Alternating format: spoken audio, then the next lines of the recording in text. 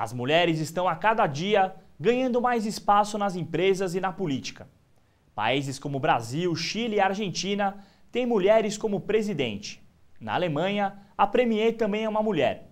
Por isso, entrevistamos Sandra Rejuan, presidente do partido israelense Likud para a América Latina em Jerusalém, que está se candidatando a deputada no Knesset e pode ser a primeira brasileira a assumir uma cadeira.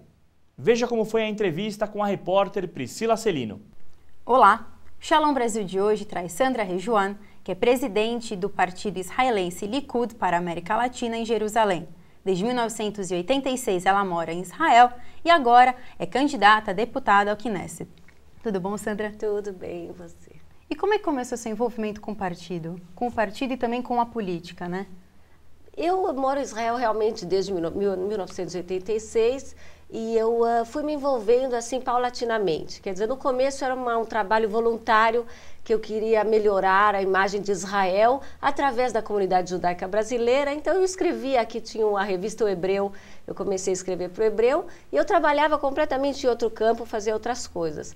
E aos poucos eu fui vendo a necessidade do envolvimento maior e também de fornecer aos líderes da comunidade judaica o maior acesso à informação, aos dados, o que está acontecendo, porque são eles, até hoje, infelizmente, são os líderes da comunidade judaica brasileira que respondem por Israel, né, em nome de Israel. Então é claro que o Ministério das Relações Exteriores faz um trabalho excelente através da embaixada, mas não é suficiente. Então por isso essa sua vontade de ser candidata a deputada ao Knesset, seria por isso?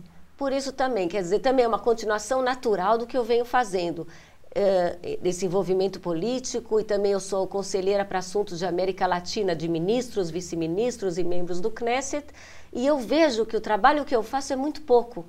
Eu faço um grande trabalho, mas o que sai, o resultado ainda é muito, muito pouco, é como se eu não tivesse voz. E qual que é a importância de ter uma brasileira no Knesset? Tem alguma modificação aqui para a comunidade judaica do Brasil? Olha, nunca houve membro do Knesset, nenhum deputado, ministro, não houve brasileiros. E todo esse envolvimento, embora tenham mais de 200 mil pessoas da América Latina, a força da comunidade lá é muito, quase não se sente, né? A não ser em eventos culturais. Eu acho que envolvimento político, principalmente agora, que onde não está Israel, está o Ahmadinejad, a Hamas, o Hezbollah, e isso se sente muito na América Latina. Israel não vê de uma maneira objetiva o Brasil. Então, também de uma maneira distorcida. Acha que o Brasil e a América Latina é carnaval, e é samba, e é todo mundo alegre, aqui não pode acontecer nada de mal. Então, ele deixa um pouco... não está muito ativo na parte de diplomacia pública, né? Os líderes da comunidade judaica fazem um trabalho maravilhoso. Então você começa pelo Jacques Terpes no Congresso Judaico Latino-Americano, e o Cláudio Lutemberg, o Boris Baer, o Ricardo Birkenstadt. Você tem um trabalho excelente, excelente do Osias Wurman.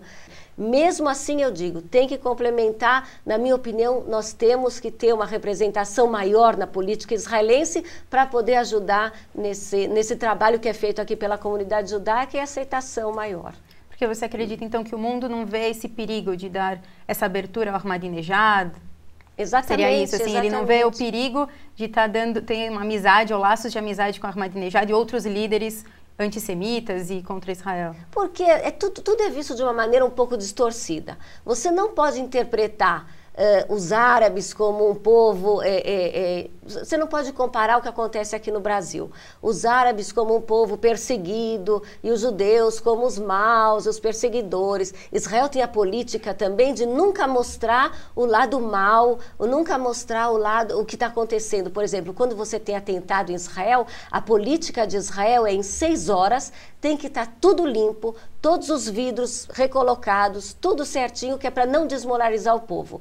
Isso leva ao fato de Israel não ter nenhuma imagem negativa. Quer dizer, quando acontece lá atentados, como aconteceu recentemente, que mataram 5 membros de uma família, esfaqueados, cortaram a garganta deles, quer dizer, essa coisa foi um impasse. Eu recomendei ao ministro da Diplomacia Pública, isso eu já faço há muito tempo, e ele finalmente, ele foi muito difícil aceitar, mas eles aceitaram também, que é mostrar. Eu falei, não há nada como você mostrar o que está acontecendo. Você não pode deixar que Israel pareça uma coisa limpa, parece uma coisa que não acontece nada, lá todo mundo vive muito bem, não existe perigo, e os palestinos estão com esse problema, realmente são atacados e são... Então, a realidade não é bem assim. Todo mundo que vai para Israel vê a realidade como ela é, e Israel tem que ser mais forte e tem que se explicar melhor e tem que fortalecer sua diplomacia pública. E por você ter feito Aliyah, ajudou então você ter uma visão diferente, Israel, Brasil, todas as comunidades no mundo? Eu fiz Aliyah muito jovem, eu tinha 19 anos quando eu fui morar em Israel. Aliyah eu fiz um pouco depois, mas eu fui morar em Israel com 19 anos, eu tinha essa imagem sionista e que Israel é o meu país, é lá que eu quero morar. Eu gosto muito do Brasil e gosto muito de Israel, mas eu senti que a minha vida realmente é em Israel. E isso tudo me ajuda, esse contato muito próximo que eu tenho com a comunidade judaica brasileira me faz ver a necessidade realmente, de mostrar Israel realmente de uma maneira melhor e sem os filtros da imprensa mundial, e sim de uma maneira direta. E você teve um papel muito importante quando o Shimon Peres veio aqui, né? Você foi tradutora dele. Pois é. O que significou isso? Para mim foi uma grande honra também poder fazer com que os presidentes pudessem se conversar, pudessem se entender como se falassem a mesma língua. Então foi muito importante. Além disso também, o presidente Lula também é uma pessoa muito, muito simpática, aberta, maravilhosa. O presidente Shimon Peres também, eles tinham que conversar, tinha uma conversa entre presidentes, mas quando viram que eles conseguem se conversar, e eu tive a honra enorme de poder ajudar nesse sentido, então aí a conversa já fluiu naturalmente, teve muitas dúvidas, foram esclarecidas, muitas perguntas, muitos elogios, muito calor humano. E o presidente Peres também é uma pessoa única, um estadista maravilhoso. E como mulher, você sente alguma dificuldade na política? Não só brasileira, mas em Israel também. Quer dizer, você tem que conquistar mais alguma coisa sendo mulher. Quer dizer, eu sempre brinco que eu falo que se eu fosse barbuda, com uma barriga, assim, tudo ia ser mais fácil. Mas realmente, ainda hoje, tem dificuldade, e quem disser que não tem, eu acho que está mentindo.